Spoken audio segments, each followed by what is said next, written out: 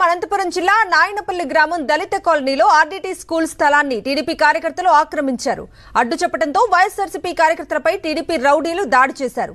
వైఎస్ఆర్సీపీ కార్యకర్తలు కుల్లాయప్ప, శేషకుమార్, శ్రావణ్ కుమార్, నారాయణమ్మపై టీడీపీ కార్యకర్తలు కొట్టం ఓబులేష్, వెంకటరాముడు, పెద్ద వెంకటరాముడు దాడి చేశారు. గతంలో అధికారులు వెళ్లి ఆర్డీటీ స్థలాన్ని ఆక్రమించుకోవద్దని చెప్పినా టీడీపీ కార్యకర్తలు వినలేదు.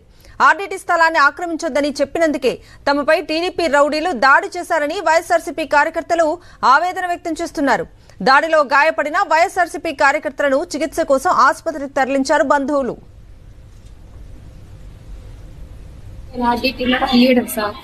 లీడర్ అందరూ పిల్లలు కుండలు కదా అనేది అడ్డిటీ లేకపోతే 10 మందికి అందరం కలిసి పట్టా ఇచ్చినాం, బడి కట్టించినాం కదా.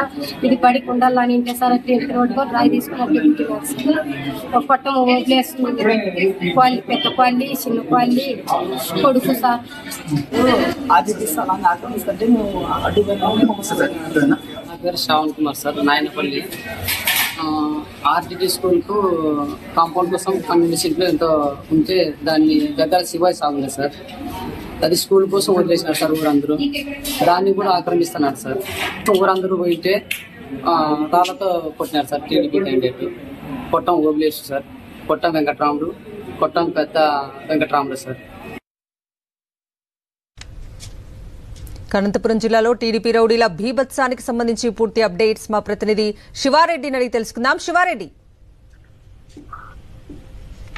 కవిత, అనంతపురం జిల్లా సింగనమల నియోజకవర్గం నార్పల మండలం నాయనపల్లి గ్రామంలో ఈ ఘటన చోటు చేసుకుంది. ఎందుకంటే ప్రభుత్వ భూములపైన, అదేవిధంగా ఇతర స్వచ్ఛంద సంస్థల భూములపైన టీడీపీ నేతలు చాలా రోజుల నుంచి కన్నేశారు. అధికారం ఉందన్న అహంకారంతో ఒక్కసారిగా ఆక్రమణలకు తెగబడుతున్న పరిస్థితి కనిపిస్తోంది. ఈ నేపథ్యంలోనే నాయనపల్లి గ్రామంలో కూడా ఏదైతే ఆర్టీటీ రూరల్ డెవలప్మెంట్ ట్రస్ట్ కి సంబంధించి కొంత స్థలం ఉంది.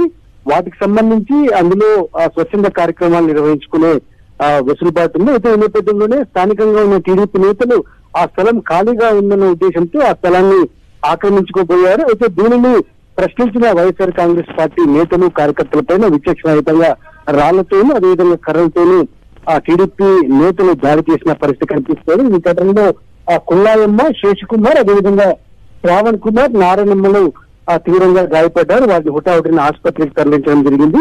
టీడీపీ నేతల దౌర్జన్యాన్ని ఖండిస్తున్నారు. అదేవిధంగా గ్రామంలోని ప్రభుత్వ భూములు కావచ్చు, ఆర్టీటీ స్థలాలు కావచ్చు ఎందుకు ఆక్రమించుకున్నారని ప్రశ్నించేందుకు ఇట్లాంటి దాడులు చేయడం ముమ్మాటికి కరెక్ట్ కాదు. దీనిపైన రెవెన్యూ అధికారులు కావచ్చు, పోలీసు అధికారులు కావచ్చు కఠిన చర్యలు తీసుకోవాలని వైఎస్ఆర్ కాంగ్రెస్ పార్టీ నేతలు డిమాండ్ చేస్తున్న పరిస్థితి కనిపిస్తోంది. Kavitha. Right Shivareddy, thank you.